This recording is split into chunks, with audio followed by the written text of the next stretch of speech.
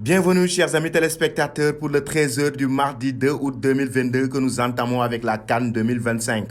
Adossé à une infrastructure moderne qui répond au cahier des charges de la Confédération africaine de football, l'Algérie semble bien placée pour abriter cette joute, même si elle doit compter sur la concurrence de deux voisins, le Nigeria et le Bénin, qui veulent présenter une candidature conjointe.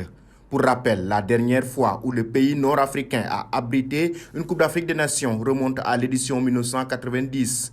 Le prochain championnat d'Afrique des Nations, prévu en 2023, devrait constituer une excellente opportunité pour l'Algérie afin de confirmer ses capacités à abriter les grosses compétitions en Afrique.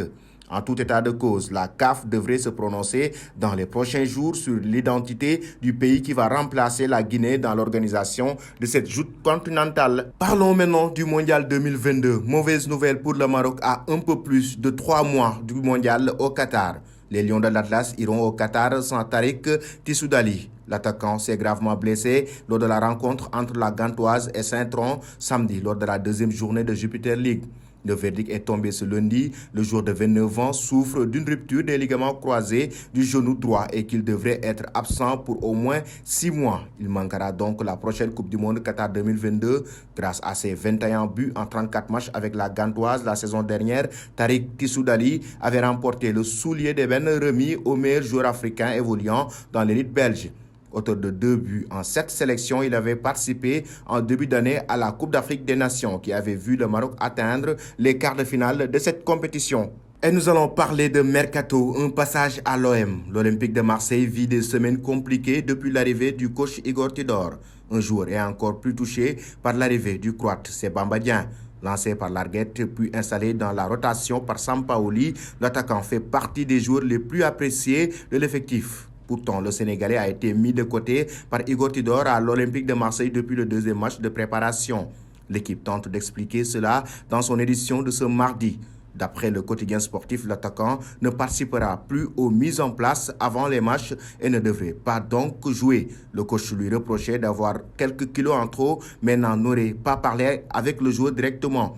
Bamba Dieng aurait également un profil qui ne plaît pas à Igor Tudor, raison de plus pour que Pablo Longoria le pousse à quitter l'Olympique de Marseille afin de faire rentrer des liquidités. Restons toujours d'ailleurs avec l'OM à moins d'une semaine de la réception de Reims pour la reprise du championnat. L'ambiance est pesante à l'Olympique de Marseille où les tensions existent déjà entre l'entraîneur Igor Tudor et ses joueurs. Pour tenter de les apaiser, une réunion est prévue ce mardi entre le coach croate et son vestiaire, selon le journal L'Équipe. Tudor est arrivé en leur disant en résumé, vous ne courez pas assez, vous ne travaillez pas assez et vous ne jouez pas comme il faut. Forcément, ça crée des tensions, confie un proche du groupe olympien dans les colonnes du quotidien sportif. La réunion du jour permettra peut-être de crever l'abcès et de se concentrer sur le terrain.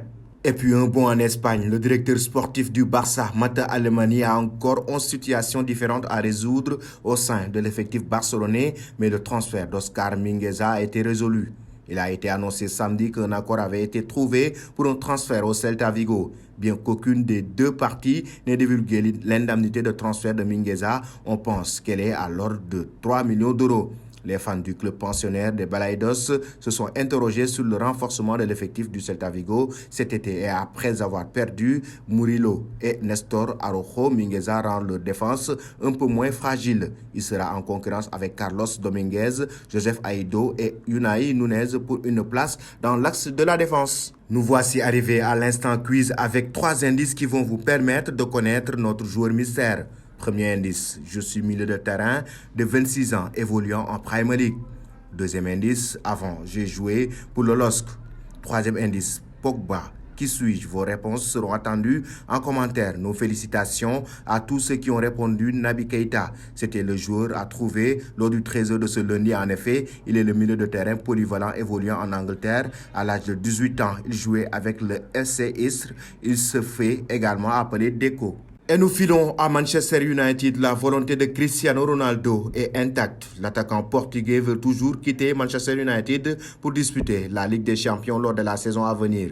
Selon le quotidien espagnol AS, CR7 souhaite que les choses s'accélèrent et aimerait ainsi quitter Man U avant le premier match de la Premier League des Red Devils dimanche prochain contre Brighton. D'après le journal, les deux pistes les plus chaudes mènent à Naples et l'Atlético Madrid malgré les démentis du président madrilène Enrique Cerezo. Les colchoneros ne seraient pas contre une arrivée de Ronaldo, mais la formation entraînée par Diego Simeone doit réaliser plusieurs ventes pour être en mesure de faire signer la star. Et nous arrivons au terme de ce 13h du mardi que nous bouclons avec notre question du jour. Selon vous, Bamba Dieng est-il en surpoids? Vos réponses seront attendues en commentaire. En attendant, n'hésitez pas à vous abonner sur Afrique Sport pour ne rien manquer des informations autour du football.